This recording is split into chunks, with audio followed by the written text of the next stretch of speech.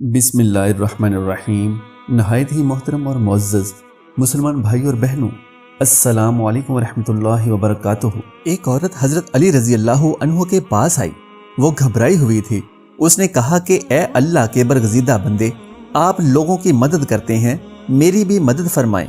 میرا بچہ پرنالے پر چڑھ گیا ہے اور نیچے اترنے کا نام نہیں لیتا۔ مجھے خدشہ ہے کہ کہیں گر نہ جائے۔ حضرت علی رضی اللہ عنہ نے فرمایا کہ اس کے کسی ہم عمر بچے کو چھت پر کھڑا کر دو، تمہارا بچہ پرنالے سے خود بخود اس کے پاس جا پہنچے گا۔ چنانچہ ایسا ہی کیا گیا اور بچہ پرنالے کو چھوڑ کر اس بچے کے پاس جا پہنچا۔ ایسا کیوں کر ممکن ہوا؟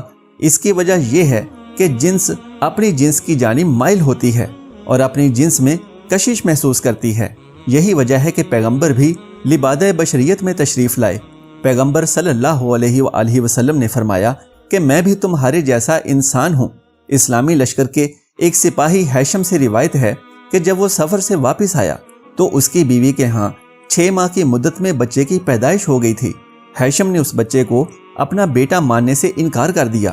آخرکار دونوں میاں بیوی حضرت عمر رضی اللہ عنہ کی خدمت میں حاضر ہوئے اور اپنا ماجرا ان کو بتایا۔ ہیشم نے کہا کہ 6 ماہ سے زیادہ عرصہ نہیں ہوا کہ میں سفر سے واپس لوٹا ہوں تو اس کے ہاں بچہ پیدا ہو گیا ہے، یہ میرے نطفے سے نہیں ہو سکتا۔ یہ سن کر حضرت عمر رضی اللہ عنہ نے حکم دیا کہ عورت کو سنگسار کیا جائے۔ حضرت علی رضی اللہ عنہ نے سنگسار کرنے سے پہلے حضرت عمر رضی اللہ عنہ سے فرمایا کہ یہ عورت اپنے شوہر سے حاملہ ہوئی ہے، اور اس کی دلیل یہ ہے کہ اللہ تعالیٰ نے قرآن مجید میں فرمایا ہے کہ عورت کی مدت حمل اور مدت رضاعت 30 ماہ ہے، اور پھر فرمایا کہ مائیں اپنے بچوں کو 2 سال تک دودھ پلائیں۔ لہٰذا اگر 30 سے 24 کو نفی کر دیا جائے تو مدت حمل 6 ماہ بنتی ہے اور 6 ماہ بچہ پیدا ہو کر زندہ رہ سکتا ہے۔ لہٰذا یہ لڑکا اسی شوہر کا ہے۔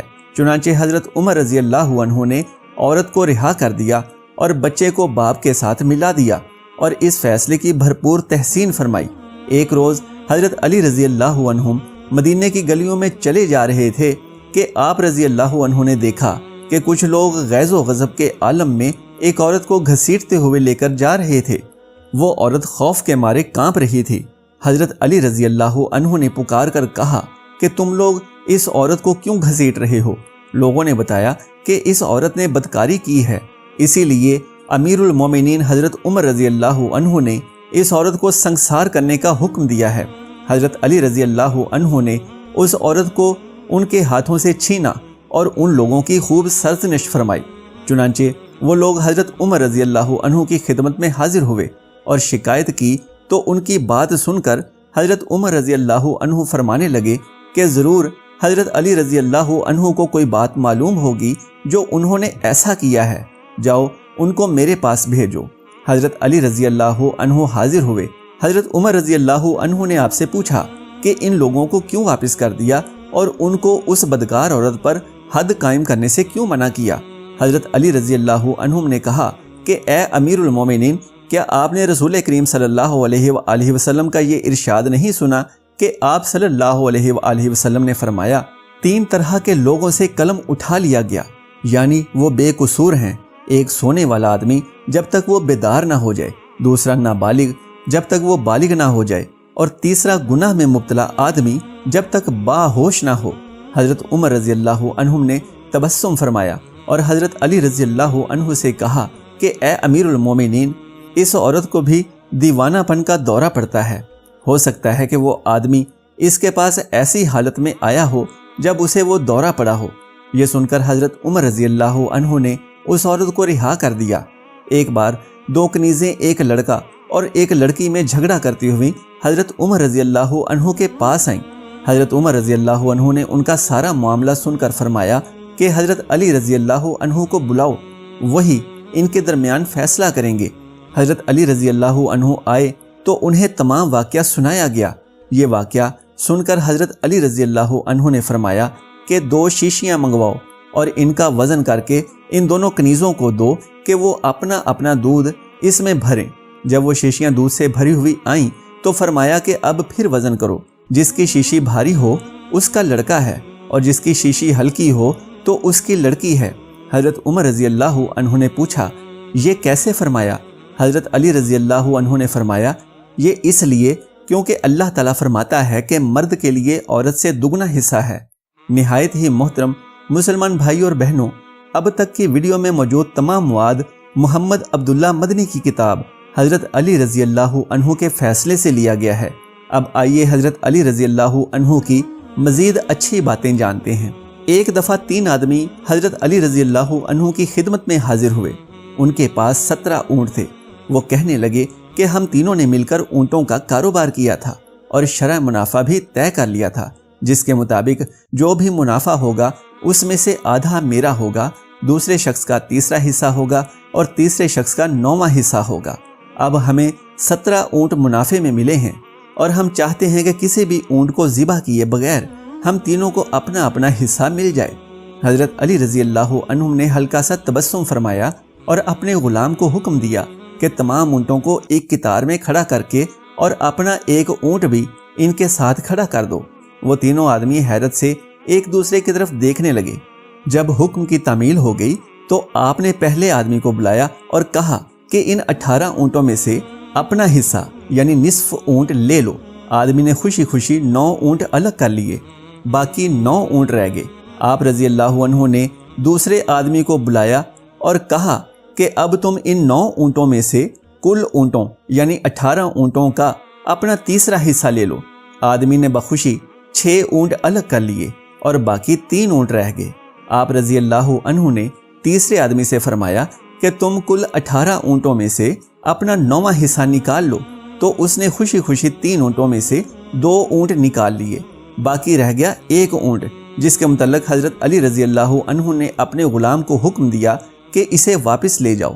تینوں سائل خوشی خوشی اپنا حصہ لے کر روانہ ہو گئے، جبکہ اپنا اونٹ بھی اپنے پاس رہا اور سب کو ان کا حصہ بھی بغیر اونٹ ذبح کیے مل گیا۔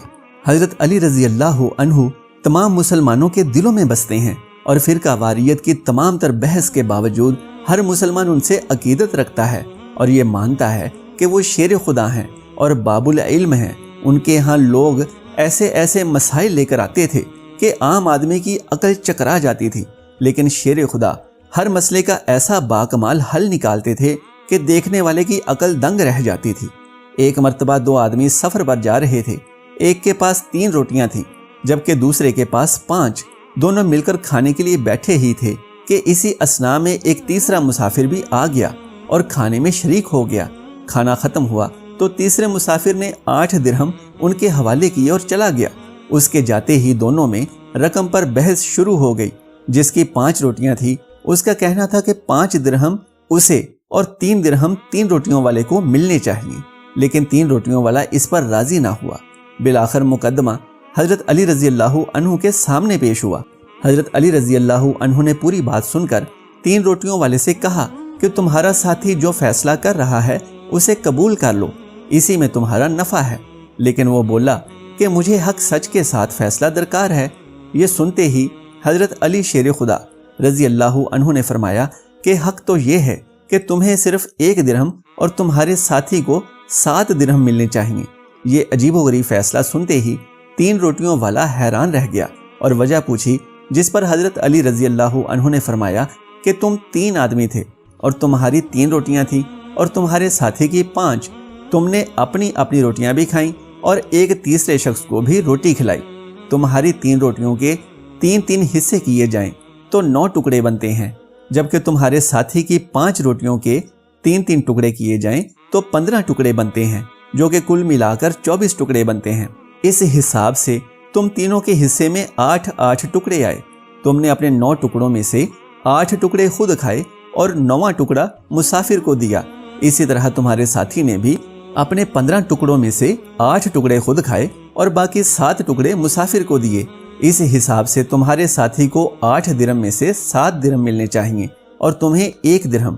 یہ فیصلہ سنتے ہی 3 روٹیوں والے آدمی نے اپنا سر جھکا لیا۔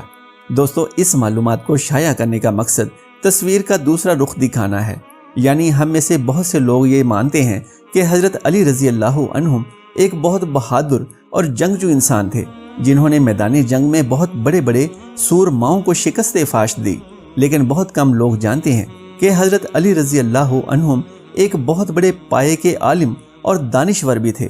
دوستو، اگر آپ کو میری آج کی یہ معلوماتی ویڈیو پسند آ جائے تو برائے مہربانی اسے لائک اور شیئر کر دیجئے اور میرے اسلامی اور اصلاحی چینل کو سبسکرائب کر دیجئے۔ جزاک اللہ خیرن کثیرا۔ اللہ ہم سب کا حامی و ناصر ہو۔